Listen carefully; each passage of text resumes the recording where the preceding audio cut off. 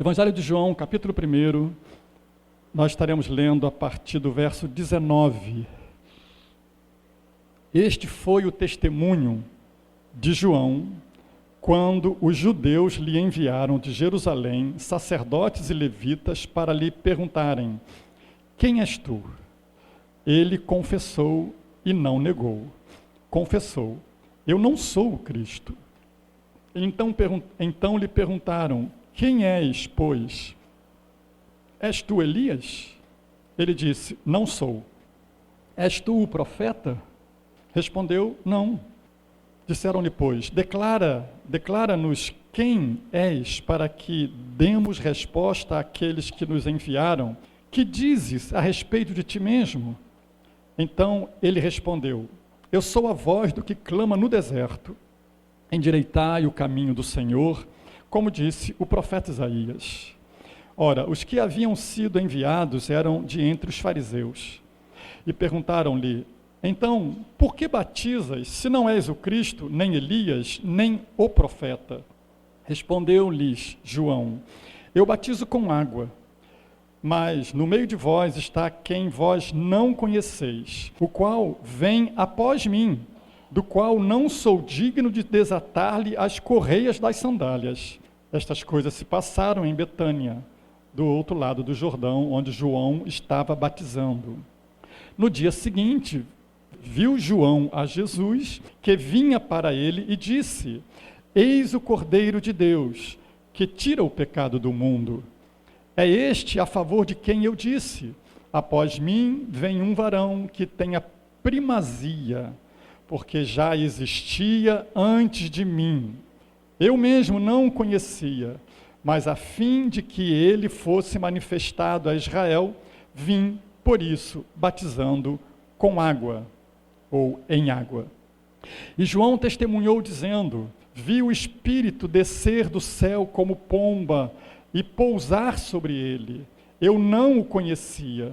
Aquele, porém, que me enviou a batizar com água, me disse: aquele sobre quem vires descer e pousar o Espírito, esse é o que batiza com o Espírito Santo, ou no Espírito Santo.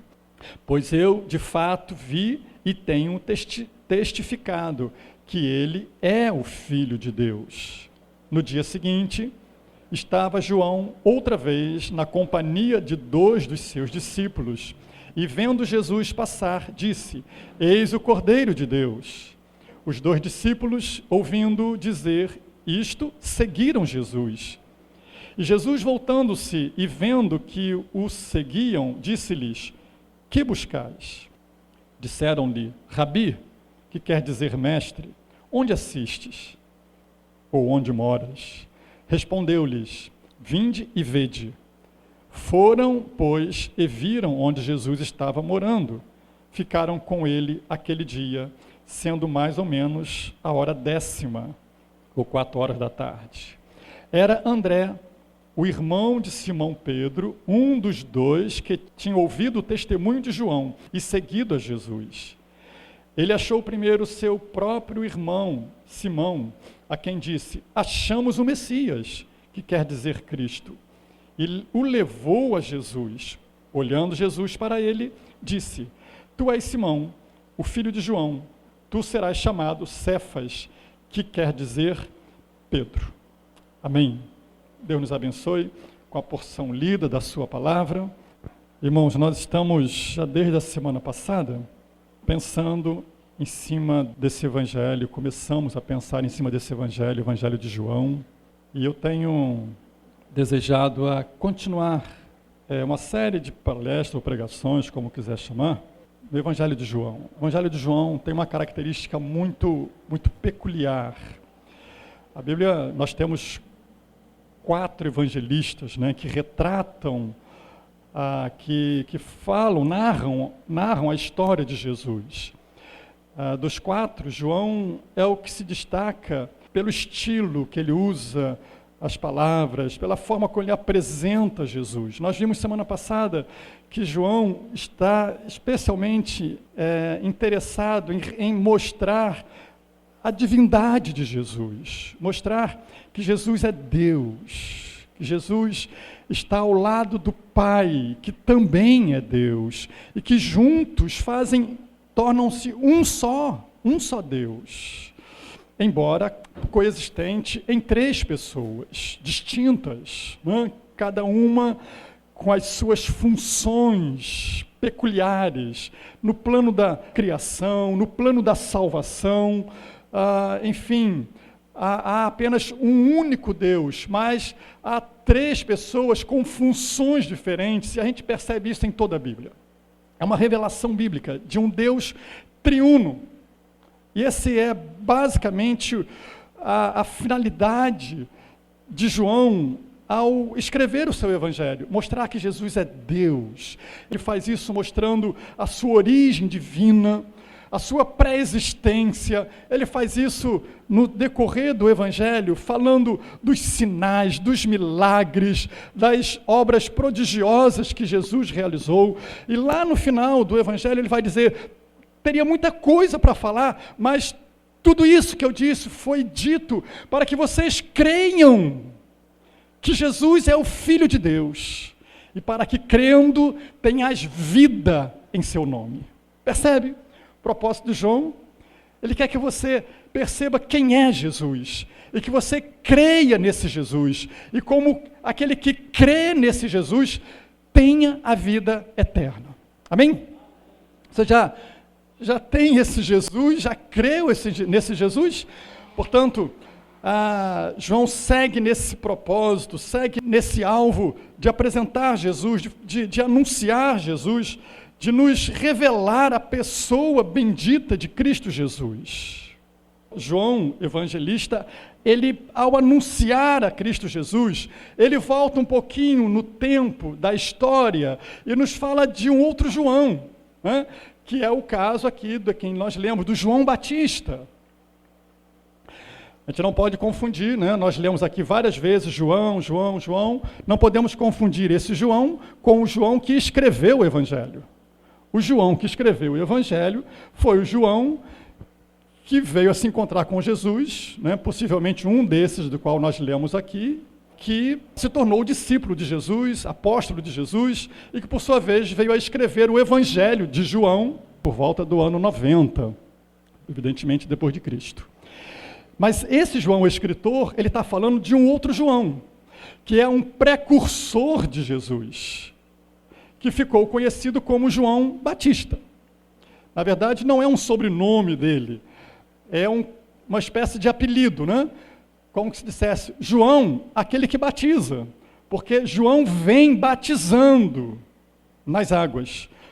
João vem como precursor de Jesus, e o ministério dele tem uma forma diferente. Ele batiza as pessoas. Por isso, ficou conhecido como João Batista, ou o Batista, né? Mas pode ter certeza que ele era congregacional. Era só o nome que era Batista. Brincadeirinha. Bem, queridos, esse João, o Batista, ele é tão especial, ele tem uma missão tão especial, que a vinda dele, o nascimento dele, é um nascimento miraculoso. Se nós lermos a história de João Batista, lá em Lucas, 1º capítulo, nós vamos descobrir que os pais de João Batista, quem que lembra o nome?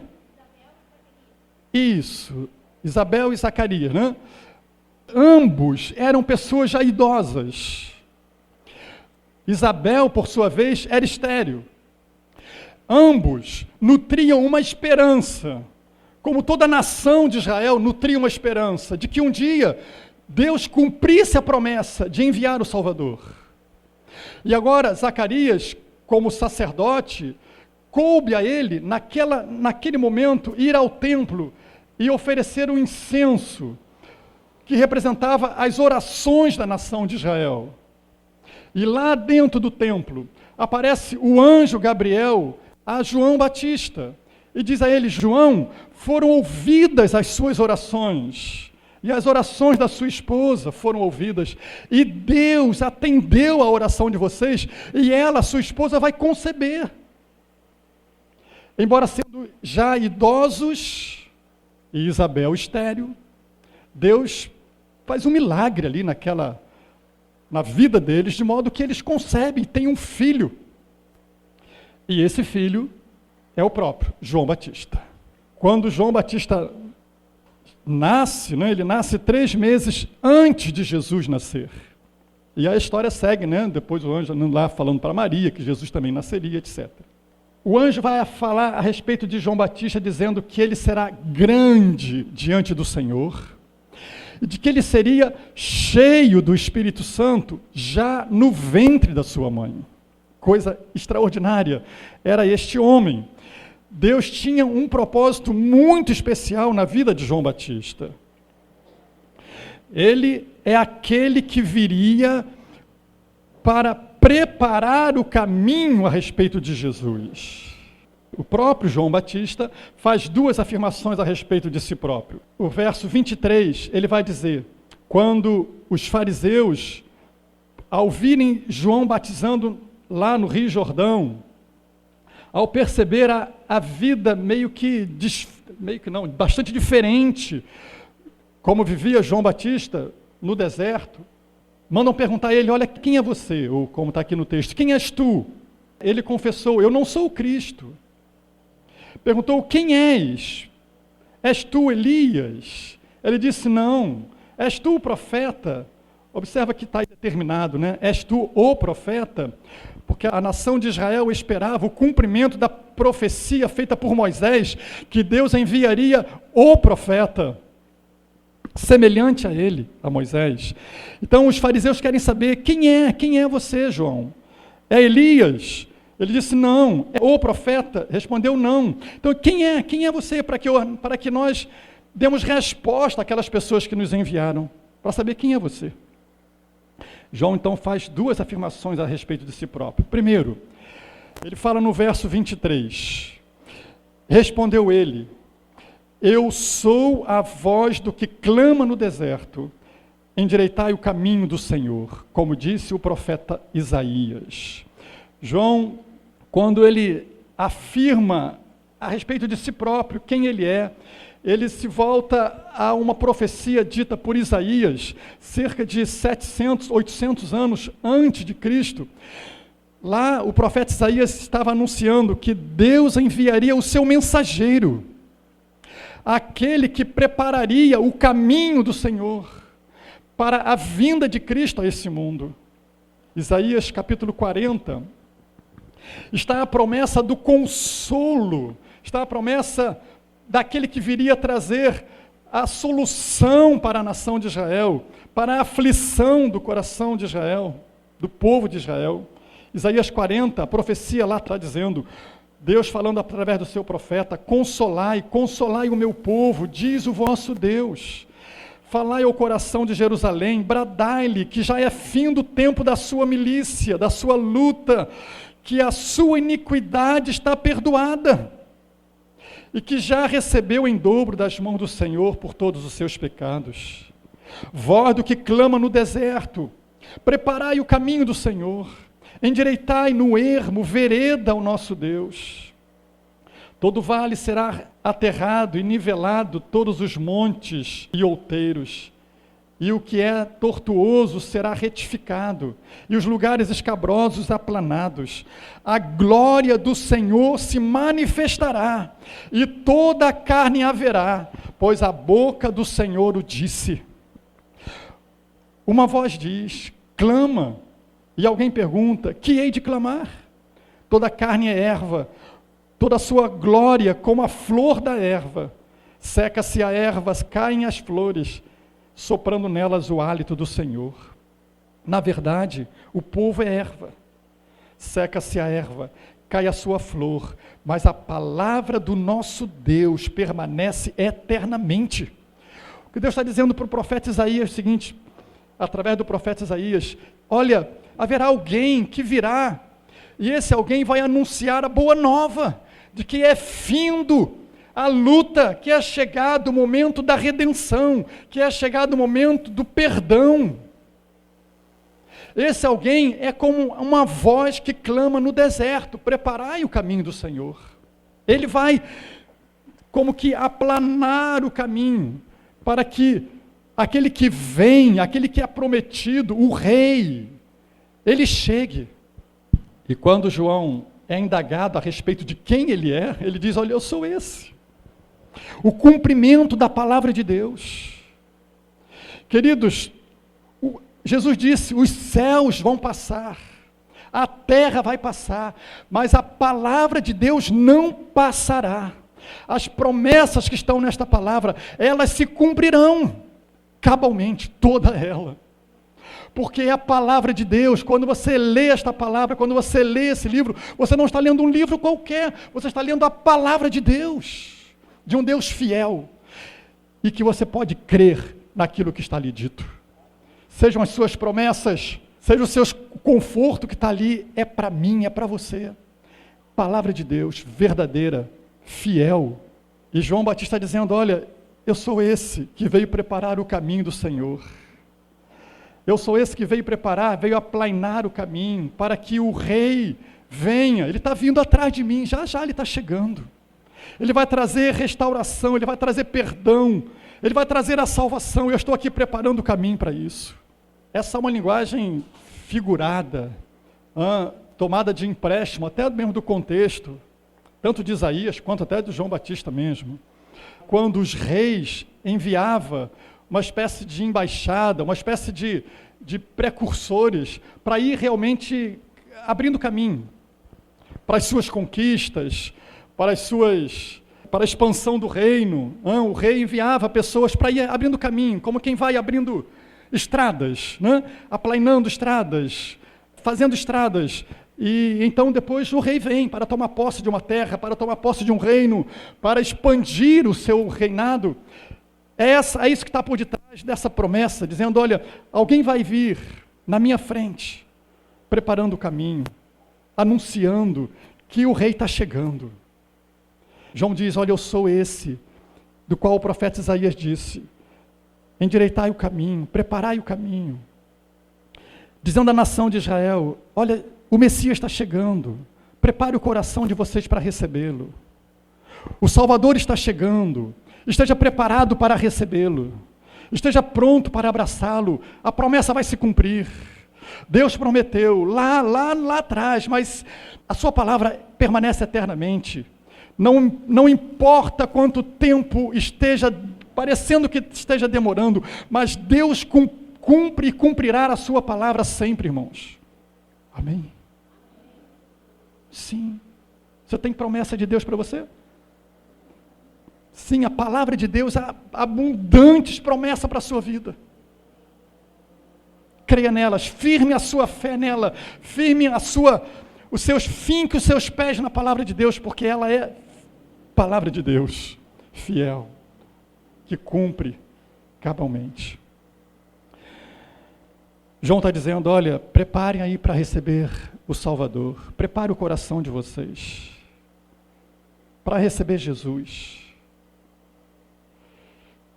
Irmãos, quando eu olho para esse ministério de João Batista, entre tantas coisas que a gente pode extrair de tudo isso, eu vejo que João Batista, vejo que nós, igreja, nós temos uma missão similar, parecida com a de João Batista.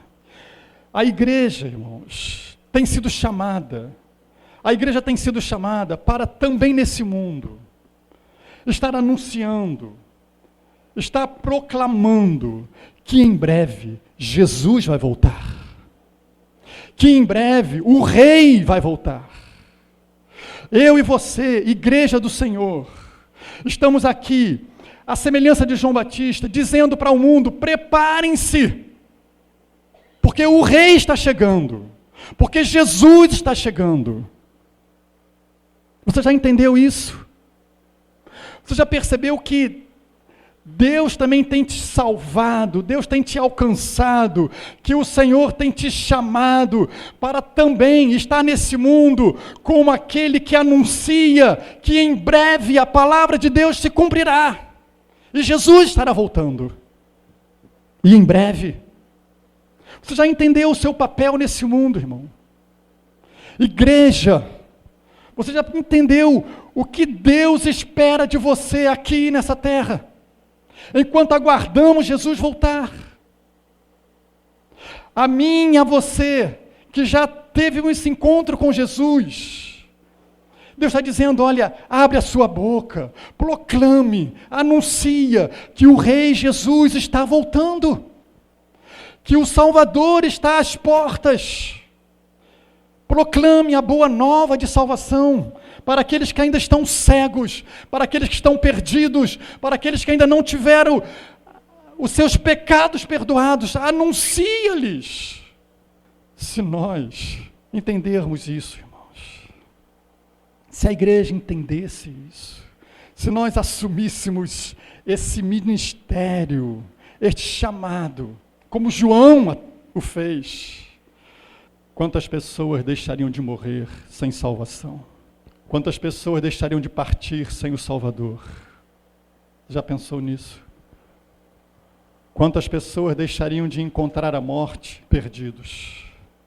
Se eu e você, se a igreja de Jesus estivéssemos cumprindo esse chamado de anunciar o Salvador, proclamar a salvação, de dizer, preparem-se, o Senhor Jesus está às portas. A igreja é chamada a isso, irmãos. Nós somos chamados a isso, a cumprir essa missão. Deus não nos trouxe a esse mundo para viver sem um propósito, para apenas viver. Mas Ele nos deu um propósito, nos fez um chamado, nos deu uma missão. Amém? Você tem cumprido esse chamado, essa missão que o Senhor tem te dado como igreja? Sim ou não? Não responde para mim. Responde para si, irmão. Responde para si. Satanás está aí ceifando vidas, não é verdade? Chega a doer o coração e ver tanta maldade, tantas vidas sendo ceifadas. Ou não lhe dói o coração? Ou não lhe faz isso a mínima diferença? Em ver que pessoas do seu lado estão partindo, sem Deus, sem salvação, sem esperança. Isso não te incomoda? Para isso que existimos, irmãos, como igreja. Para isso que estamos aqui.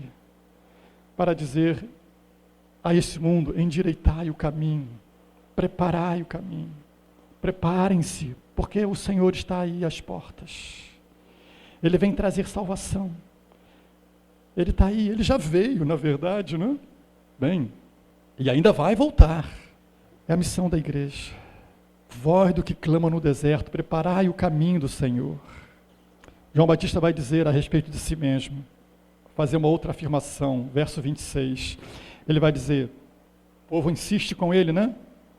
Ora, os que haviam sido enviados eram dos gentios, verso 24, e perguntaram-lhe, então, por que então batizas? Se não és o Cristo, nem Elias, nem o profeta.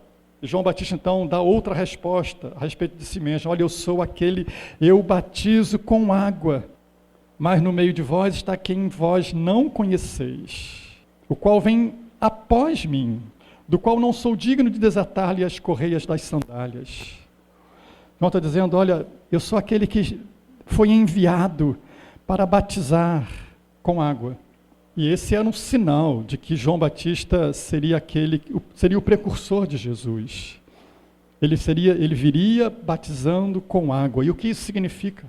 O batismo com água, aqui de João, faz referência, faz menção a um ritual, a um cerimonial, lá do Antigo Testamento, ao cerimonial que era realizado todas as vezes que o sacerdote entrava no santo lugar para oficiar ali o seu ofício sacerdotal.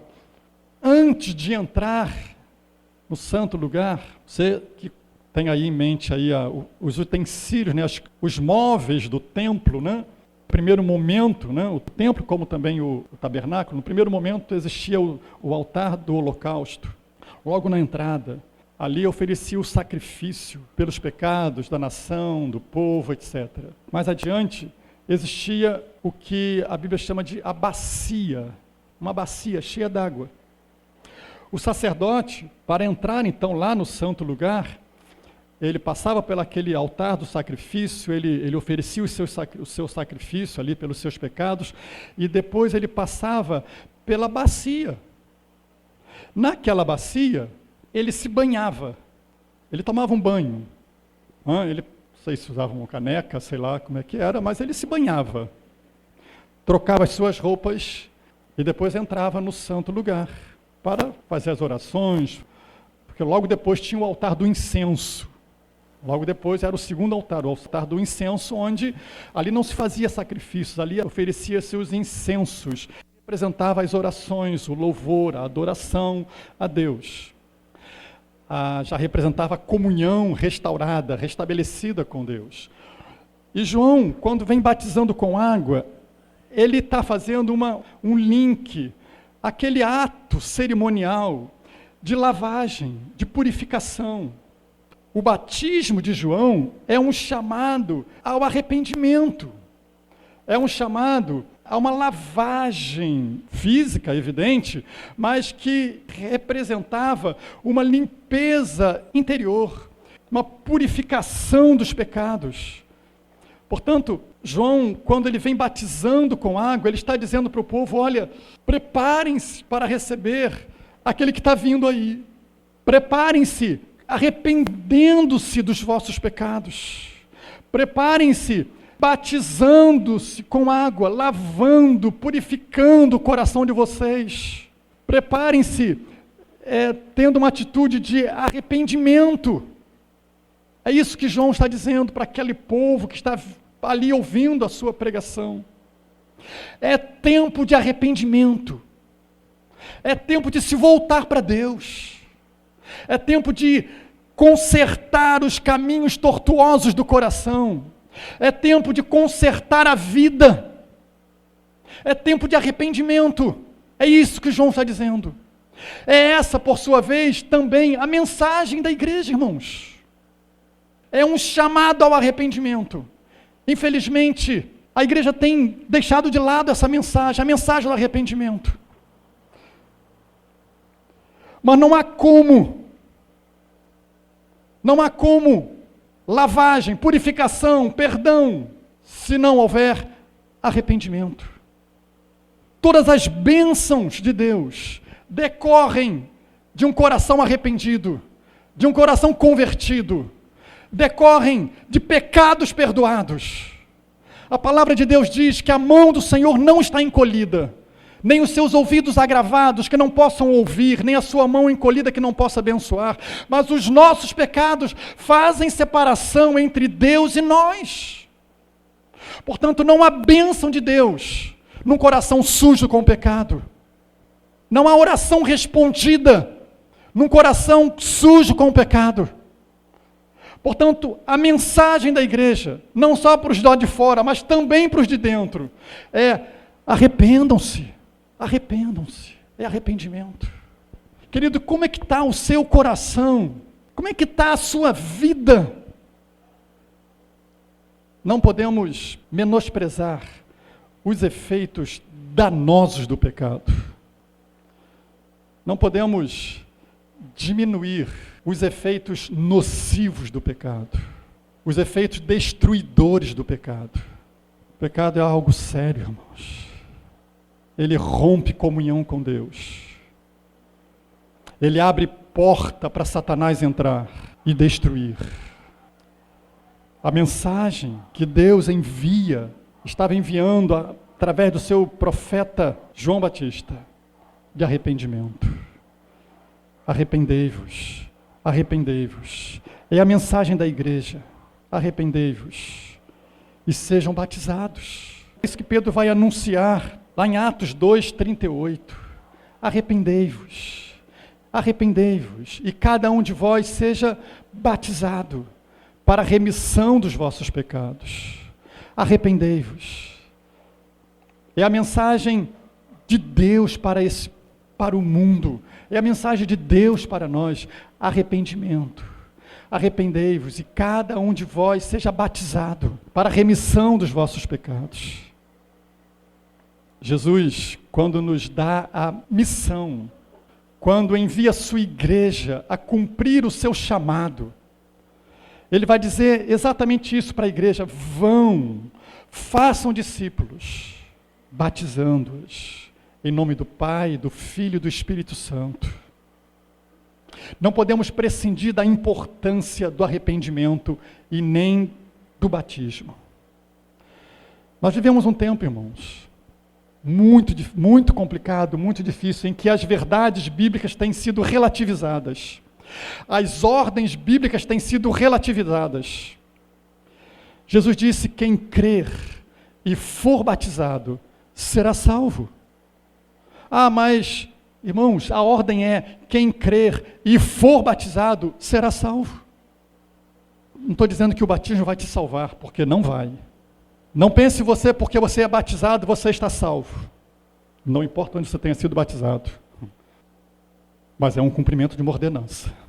O que nos salva é a graça. O que nos salva é a fé em Cristo Jesus. O que nos salva é o perdão dos nossos pecados, que nos torna limpos e em comunhão de novo com Ele, com Deus, por meio de Cristo. No entanto, esse perdão do pecado, essa lavagem, ela é representada no batismo. Isso se tornou uma ordem para a igreja. A missão da igreja é ir, fazer discípulo e batizar. Tem gente que é membro, pelo menos disse, crente em Jesus, mas acha que não precisa batizar-se. Não sei por que as suas razões. Não vejo a mínima possibilidade de você conscientemente negar a necessidade do batismo, irmãos. A Bíblia não nos dá essa possibilidade. Mas o ladrão da cruz não foi batizado. Tudo bem. Se você estiver numa situação como a dele, preso numa cruz, ponto. Está justificado o fato de que você... Aliás, ele nem podia, né? Não é nem que queria, não podia. A não querer, achar que não precisa, achar que não tem importância, não vejo nisso uma posição razoável diante daquilo que a palavra de Deus nos ensina. João diz: olha, eu estou batizando para arrependimento. Eu estou chamando vocês ao arrependimento. Não há como receber Jesus do jeito que vocês estão. São as duas afirmações que João faz de si.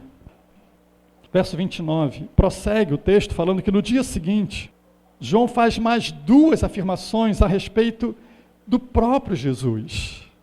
A primeira que ele faz é, verso 29, quando Jesus vem em direção a ele para também ser batizado.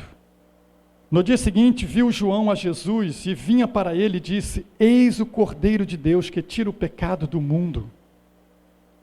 A primeira afirmação que João faz a respeito de Jesus é interessante, porque embora João Batista tivesse sido enviado para preparar o caminho do rei, quando ele olha para Jesus, ele diz: olha, eis o Cordeiro. João não se confundiu. A mensagem de João Batista era uma mensagem muito mais ampla. A afirmação dele a respeito de Jesus era muito mais ampla. Ele era o rei que estava vindo, no entanto, naquele momento, antes mesmo dele se manifestar e de se revelar como rei, ele é apresentado e se manifestaria como o Cordeiro de Deus. E aí é uma referência também lá ao Antigo Testamento, aqueles inúmeros, aqueles milhares de sacrifícios que foram feitos no templo, no tabernáculo ou no templo, quando lá na instituição da Páscoa, em Êxodo 12, Deus fala através de Moisés que Moisés orientasse o povo a que separasse um cordeiro, né, macho de 1 ano, sem defeito, sacrificasse aquele cordeiro e com o sangue daquele cordeiro aspergisse as portas de todos os israelitas. O povo de Israel estava cativo, escravizado no Egito. Deus estava cumprindo a promessa dele de libertá-los. E disse: façam isso, porque o anjo da morte vai passar sobre todo o Egito. E na casa em que ele vir o sangue na porta, ele vai passar por cima, não vai entrar.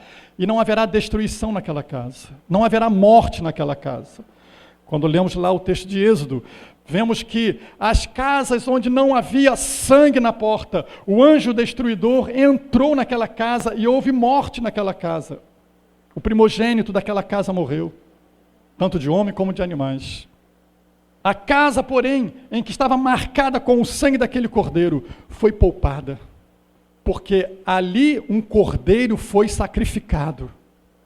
Naquela casa um cordeiro foi morto.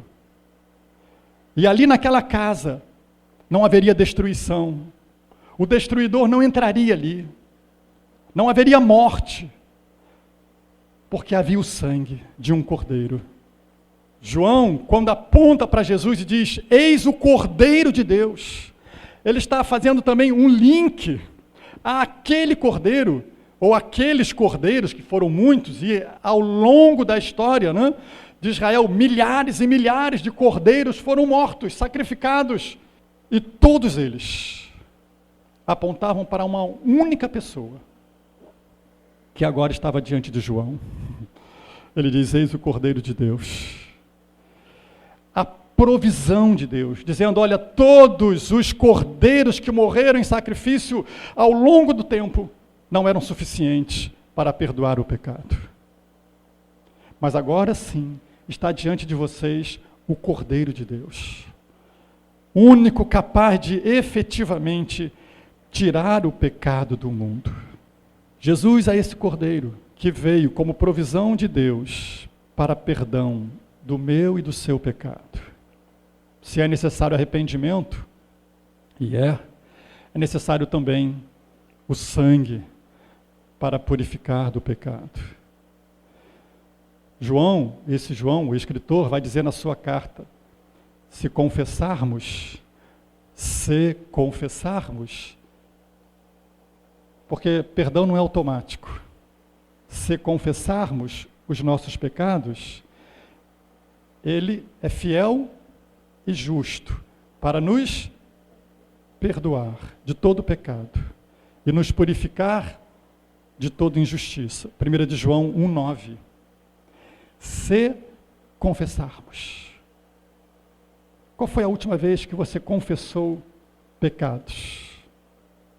Qual foi a última vez que você percebeu pecados em sua vida e, em resposta a isso, você dobrou o seu joelho e disse, Senhor, me perdoa o meu pecado. Me perdoa, Senhor, o meu pecado. Irmãos, muitos crentes têm acumulado pecado, sabia? Acumulado pecado, tornaram-se absolutamente insensíveis ao pecado. Estão acumulando pecados. Só uma coisa resolve o problema do pecado, o sangue de Jesus por meio da confissão, do arrependimento. Só. Se confessarmos os nossos pecados, Ele é fiel e justo para nos perdoar os pecados e nos purificar de toda injustiça. Jesus é essa provisão de Deus, o Cordeiro de Deus, que tira o pecado do mundo, que perdoa o pecado do arrependido, que apaga a iniquidade daquele que se volta para Ele com um coração sincero, dizendo, eu sou um pecador, eu pequei, eu preciso do perdão. Ao que confessa, encontra perdão. Ao que não confessa, ao que não reconhece o pecado, acumula perdão e acumula juízo. João vai dizer, esse Jesus é o Cordeiro que veio para perdoar o pecado. A segunda afirmação que ele faz a respeito de Jesus, ele vai dizer, esse Jesus é aquele que batiza com o Espírito Santo. O verso 33, eu não o conhecia. João Batista falando a respeito de Jesus, eu não o conhecia. Aquele, porém, que me enviou a batizar com água, me disse, aquele sobre quem vires descer e pousar o Espírito, esse é o que batiza com o Espírito Santo, ou o que batiza no Espírito Santo. Não há qualquer diferença aí nessas duas palavrinhas, né? Não muda o sentido. Batismo com o Espírito Santo ou batismo no Espírito Santo significa exatamente a mesma coisa. Embora alguns queiram fazer algumas diferenças aí, mas honestamente, do texto, não podemos fazer qualquer diferenciação aí nessa afirmação. Tanto é que algumas Bíblias colocam lá embaixo, assim como nota de rodapé, com ou em. Não sei se na sua Bíblia tem isso aí, com ou em. Tanto faz. Se é com o Espírito ou no Espírito, não há qualquer diferenciação nisso, não há qualquer mudança de significado nisso. E João então diz, esse Jesus, que é o Cordeiro de Deus, ele é aquele que batiza com o Espírito Santo, ou no Espírito Santo, se você preferir, tanto faz. Batismo com o Espírito Santo, ou batismo no Espírito Santo, é o resultado imediato de ter um coração purificado, um coração perdoado, de ter um coração convertido, de ter um encontro com o Cordeiro de Deus, ter um encontro de salvação. Batismo com o Espírito Santo é o resultado imediato, é a consequência imediata do arrependimento, da conversão. Ele é o resultado espiritual, é o resultado da ação purificadora de Cristo ao perdoar o pecador. Ele batiza com o seu Espírito Santo. Eu sei que essa é uma doutrina que há divergência no contexto evangélico. Alguns vão afirmar que batismo com o Espírito Santo é uma experiência que o crente tem que buscar na sua caminhada cristã, em algum momento da sua caminhada cristã, ele vai ser batizado com o Espírito Santo. Não encontramos respaldo bíblico, irmão, para esse entendimento. A palavra de Deus nos afirma, com todas as letras, por exemplo, Romanos capítulo 8, versículo 9, o apóstolo Paulo vai dizer que aquele que não tem o Espírito Santo, sequer teve um encontro com Jesus. Romanos 8, 9 vai dizer, vós, porém, não estáis na carne, mas no Espírito, se de fato o Espírito de Deus habita em vós. E se alguém não tem o Espírito de Cristo, esse tal não é dele. Não há salvo que não seja batizado com o Espírito Santo.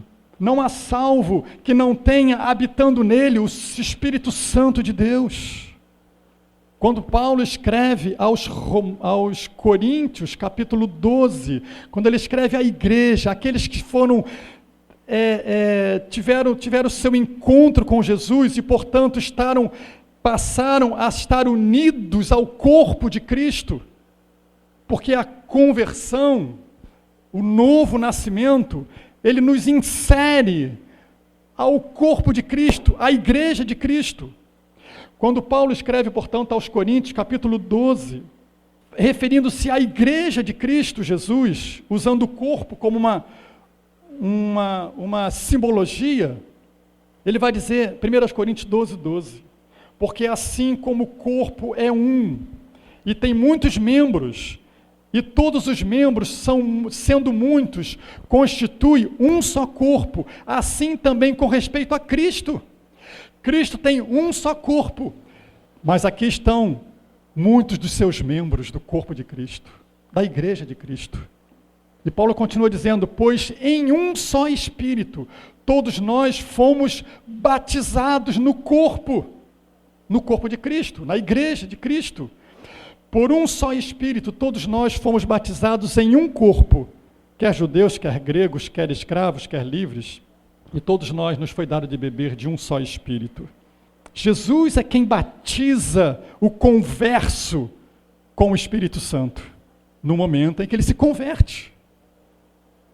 Jesus é quem batiza o arrependido, o converso, com o seu Espírito Santo. Que é ele quem vai, na sequência do sangue que perdoa, o Espírito é quem vai purificar, lavar, deixar limpo o coração daquele que foi regenerado, que teve um encontro com Jesus. Batismo com o Espírito Santo é a marca do crente, irmãos. É fato também, e é bíblico também, que a esse crente batizado com o Espírito Santo, ele é chamado, ele é, eu diria convidado, mas mais que convidado, ele é exortado a que ele busque a cada dia ser cheio desse Espírito. Ele busca a cada dia encher-se dessa presença do Espírito Santo. Portanto, Batismo com o Espírito Santo é um ato único que marca a conversão, que sela aquele que teve um encontro de salvação com Jesus. Mas na caminhada cristã, a Bíblia nos exorta, nos chama a que a cada dia busquemos viver uma vida cheia do Espírito Santo, irmãos. É disso que o apóstolo Paulo vai nos falar lá em Gálatas 5,18. Não vos embriagueis com vinho, mas enchei-vos do Espírito. Enchei-vos do Espírito. Irmãos, o verbo que Paulo está usando aí, ele é muito significativo. Eu não vou entrar nos detalhes, mas ele está dizendo, olha, permitam-se ser cheio, deixem-se se encher, e encham-se sempre, toda hora, todo dia, constantemente, busque esse enchimento do Espírito. Isso é o que nós, o crente que foi batizado com o Espírito Santo, somos chamados a buscar, enchimento do Espírito Santo. E não é uma nem duas vezes, é sempre, constantemente. Somos exortados a sermos uma igreja cheia do Espírito Santo inúmeras vezes na Bíblia. Somos chamados a esse viver na plenitude do Espírito Santo, irmãos. Como é que está o seu coração? Como é que está a sua vida cheia, plena do Espírito? Quais são as evidências que você me dá disso? Ou você dá a si próprio? O apóstolo Paulo vai dizer que a evidência de uma vida cheia do Espírito Santo são os frutos do Espírito. Alguém pode enumerar aqui comigo? Gálatas 5:23, né? Paz, bondade.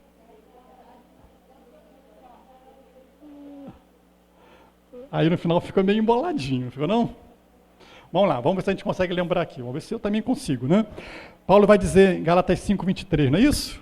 Gálatas 5:22. Mas o fruto do Espírito é ter amor, alegria, paz, longanimidade, benignidade, bondade, fidelidade, mansidão, domínio próprio. Pronto. Então, quando você tem isso aí diante de você, você pode avaliar como é que está a sua vida, se está cheia do Espírito. Essas são as evidências, essas são as marcas, essas são o que salta aos olhos. Amor, alegria. O que está enchendo a sua boca? Murmuração? Amor, alegria, paz, longanimidade, em outras palavras, paciência, né? Como é que está aí o tamanho do seu pavio? Como é que está o tamanho do seu pavio? Paciência, benignidade, atitudes bondosas, né? Benignidade, bondade, fidelidade, mansidão. Aquele irmão que te irrita, como é que você reage? Tem que suspirar fundo, né? Domínio próprio, contar até 10, se necessário até 20. Se necessário, contar indefinidamente. Enchimento do Espírito, irmãos. Enchimento do Espírito. É a isso que nós somos exortados, a termos uma vida cheia do Espírito. Cheia do Espírito. Amém? Você quer isso? Sim ou não, irmãos? Deseja isso? Sente a necessidade disso? Pelo menos você sente a necessidade disso. Já é um começo, um bom começo. Comece a buscar isso, irmão. Isso sim você tem que buscar. Isso sim tem de ser o seu alvo. Senhor, eu quero ser cheio do Teu Espírito. Eu quero ser cheio do Teu Espírito, Senhor. Eu quero que a minha vida, sim, manifeste os frutos do Teu Espírito. E aí, irmãos, João está dizendo, olha, Jesus, Ele batiza com o Espírito Santo. Ele é aquele que está aí para trazer salvação, trazer perdão do pecado. É preciso arrependimento. É preciso que você receba o batismo. Por fim, eu quero caminhar aqui já para o final, para fechar esse nosso momento aqui de compartilhar a palavra, e destacar aqui duas reações dos que ouviram esse testemunho de João. João dá 2 testemunhos de si e 2 testemunhos de Jesus. E agora eu destaco duas reações daqueles que ouviram esse testemunho. A primeira delas está no verso 38. Eu vou começar aqui do verso 35. No dia seguinte, observa, 3 dias aí, né? No dia seguinte, estava João outra vez na companhia de 2 de seus discípulos, João Batista, né? E vendo Jesus passar, disse: Eis o Cordeiro de Deus. Os 2 discípulos de João Batista, ouvindo dizer isto, seguiram a Jesus. Jesus, voltando-se e vendo que o seguiam, disse-lhes: Que buscais? Disseram-lhe: Rabi, que quer dizer mestre, onde moras, ou onde assistes? Jesus respondeu: Vinde e vede. Foram, pois, e viram onde Jesus estava morando, e ficaram com ele aquele dia, sendo mais ou menos a hora 10ª. A primeira reação que nós encontramos aqui daqueles que ouviram o testemunho de Jesus, ou o testemunho de João Batista, a respeito dele e de Jesus, foi, em primeiro lugar, eles quiseram ter um encontro com Jesus. Sim? Quando João diz, quando mais uma vez agora na companhia dos discípulos, olha, eles o Cordeiro de Deus. Os 2 discípulos de João Batista seguem Jesus. Falam: Jesus, Rabi, quer dizer mestre, né? Onde é que você mora? Onde é que? Qual é a sua casa? Onde é a sua casa? Irmãos, percebe que aqueles 2, eles, ao ouvirem aquilo que João Batista disse, ele, a respeito de Jesus, ele vai dizer: eu quero conhecer, eu quero ter um encontro com ele, eu quero encontrar-me com ele. Há muitos que se contentam ao ouvir aquilo que é dito a respeito de Jesus, mas o que esses 2 nos ensinam é que o que mais importa, embora seja importante você ouvir a respeito de Jesus, é você ter um encontro com Jesus, é você ir ao encontro dele, é você dizer: Senhor, eu quero entrar na sua casa, eu quero compartilhar da sua vida. Há muitos que estão se contentando em frequentar a igreja, irmãos, a sentar aqui, ouvir mensagem e ir embora para casa, e a vida segue normalmente como que se ele esquecesse que fosse crente e só lembrasse no domingo seguinte. Esses 2 discípulos de João estão aqui nos ensinando o seguinte: olha, se você ouviu a respeito de Jesus, se você tem ouvido a respeito de Jesus, não queira ficar apenas sabendo a respeito de Jesus. Busque um relacionamento íntimo, profundo com Ele. Não se contente em ouvir mensagens. Não se dê por satisfeito em escutar um discurso, mas busque em ter um encontro verdadeiro, pessoal, com Cristo Jesus e viver em comunhão com Ele. Como quem entra na sua casa, como quem compartilha com Ele, como quem vive em união, em unidade. Não se contente em ficar do lado de fora, mas queira a intimidade com Jesus, queira a comunhão íntima com o Senhor, irmãos. Não se contente em ser um crente superficial, mas mergulhe no conhecimento de Cristo Jesus, mergulhe no conhecimento da palavra de Deus, irmãos. Nós vivemos uma época terrível de desconhecimento da palavra de Deus, de crentes que não sabem nada da palavra de Deus, irmãos. Se pede para abrir em Apocalipse, ele vai lá para o Antigo Testamento. Não abre a Bíblia, não leem a Bíblia, não conhecem e não buscam conhecer, não se interessam, não se importam em abrir a palavra, em estudar a palavra, em meditar na palavra. Se satisfazem em ouvir mensagens dominicais. Não. Como tem sido o seu contato com a Bíblia durante a semana, com a palavra de Deus? E agora ficou até mais fácil, né? Você pode ter no seu celular, onde você for, você tem ela ali. Sabe, queridos? Esses discípulos quiseram um encontro mais íntimo, mais pessoal, um conhecimento pessoal com Jesus. Onde é que você mora, Jesus? Jesus disse: olha, vem que eu estou te esperando. Vem, eu estou querendo isso mesmo. Eu estou esperando isso mesmo. Jesus está dizendo: olha, cadê você? Cadê você que eu não te encontro mais? Cadê você que eu não encontro mais buscando me ouvir? Cadê você que eu já não te encontro mais? Você está correndo para lá e para cá, para lá e para cá, e eu não te encontro mais. Onde você está? Muitas coisas têm ocupado o seu dia, não é? Muita coisa tem substituído a comunhão comigo, não é? Jesus está dizendo, olha, não, vem, eu estou esperando, e é isso que eu quero. Irmão, se você deixar, Satanás vai achar ocupação para você 28 horas por dia.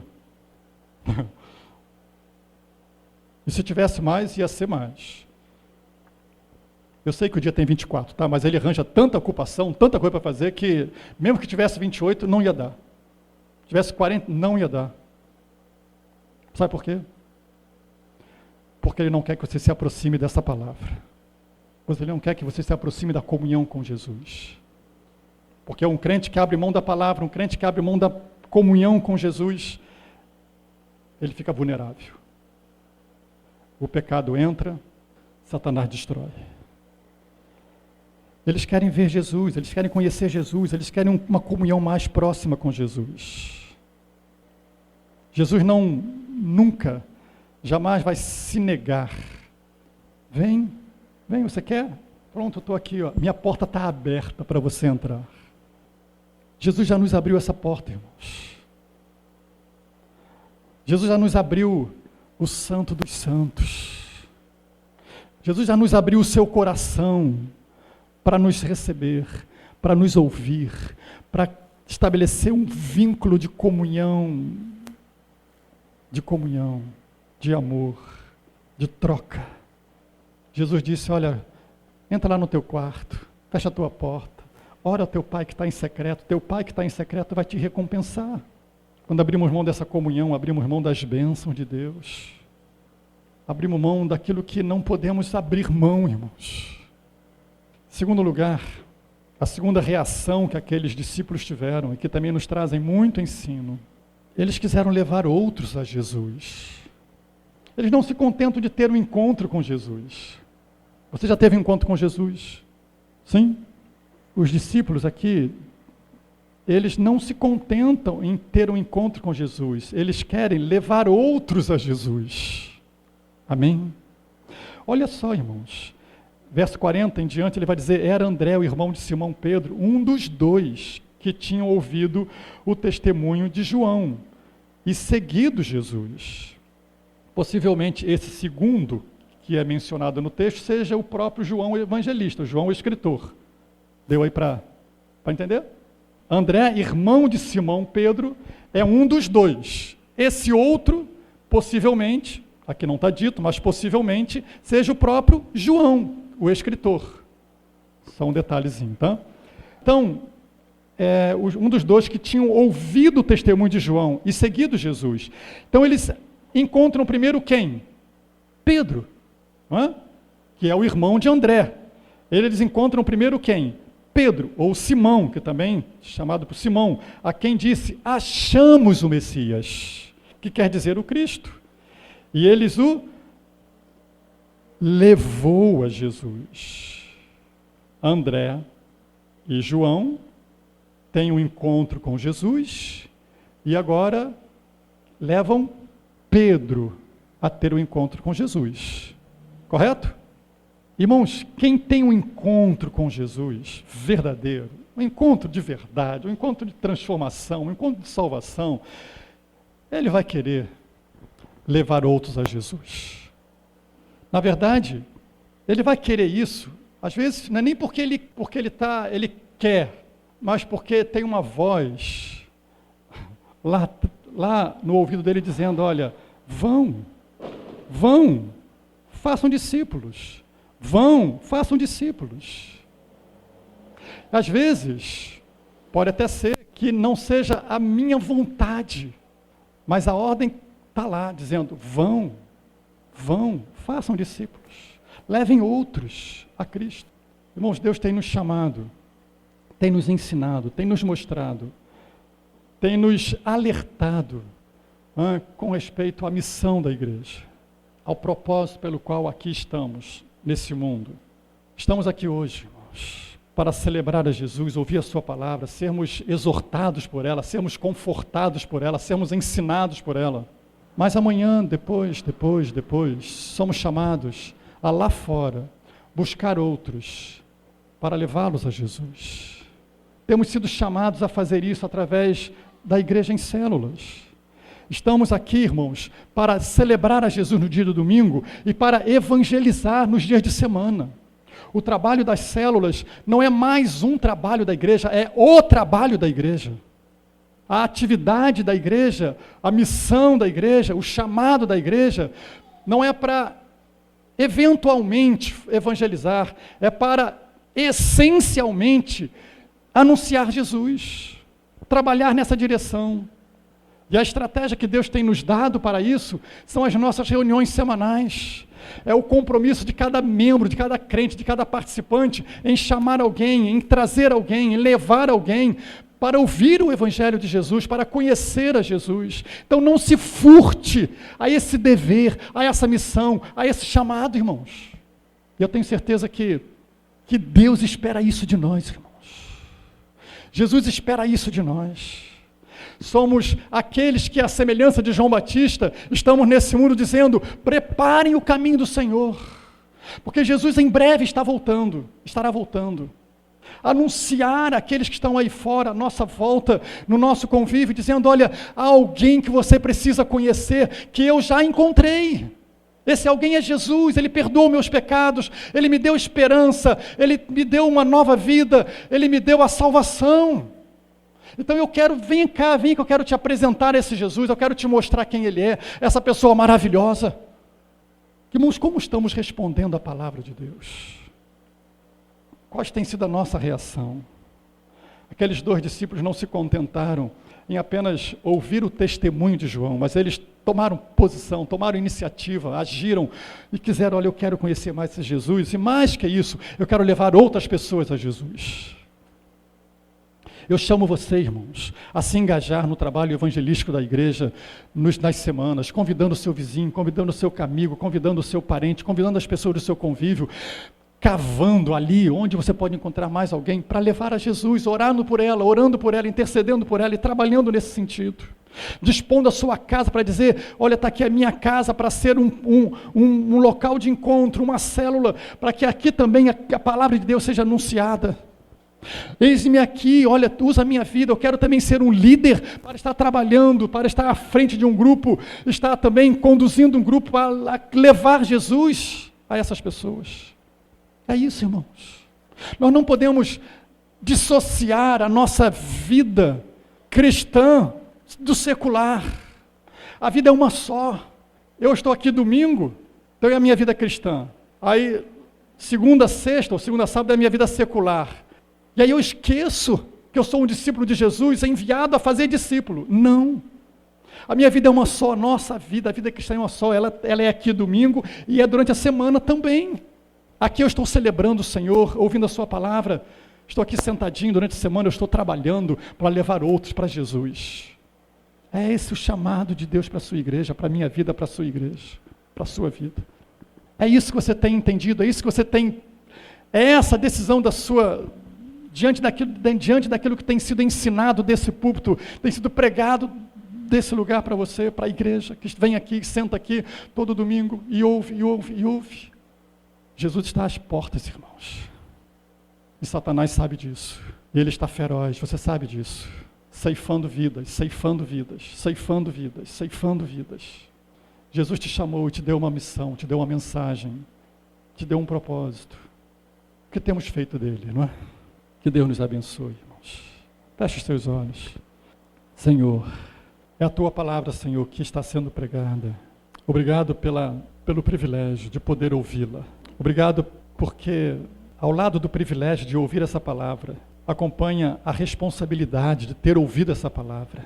Que saibamos responder, Senhor, corretamente a tua palavra, positivamente a tua palavra. Como igreja do Senhor que aqui está reunida, queremos ser outros João Batistas, anunciando a este mundo que Jesus está chegando, Jesus está voltando. Senhor Jesus vem em breve. É preciso preparar o coração para recebê-lo. É preciso recebê-lo. Queremos, Senhor, uma comunhão mais profunda, mais íntima com o Senhor, com a Tua palavra. Queremos compartilhar este encontro que tivemos contigo. Levar outros a Cristo. Conduzir outros ao caminho do Senhor. Demonstrando no nosso viver diário o fruto do Teu Espírito. Não há amor maior, não há expressão maior de que conduzir o perdido a Cristo. Que o Senhor nos ensine isso, Senhor. Mova os nossos pés, as nossas mãos, abra a nossa boca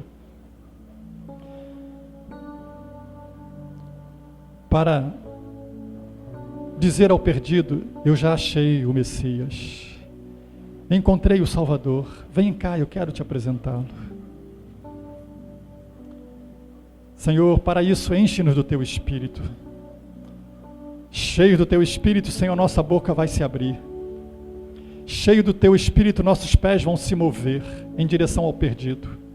Cheio do Teu Espírito, as nossas mãos vão se mover em ajudar o próximo. Cheio do Teu Espírito, vamos cumprir o Teu chamado, Senhor. Cheio do Teu Espírito, vamos sair dessas cadeiras aqui, Senhor, dispostos a cumprir o ID do Senhor. Então enche-nos do Teu Espírito. E que assim seja, Senhor, para a Tua glória, em nome de Jesus. Amém. Amém. Deus assim nos abençoe, irmãos.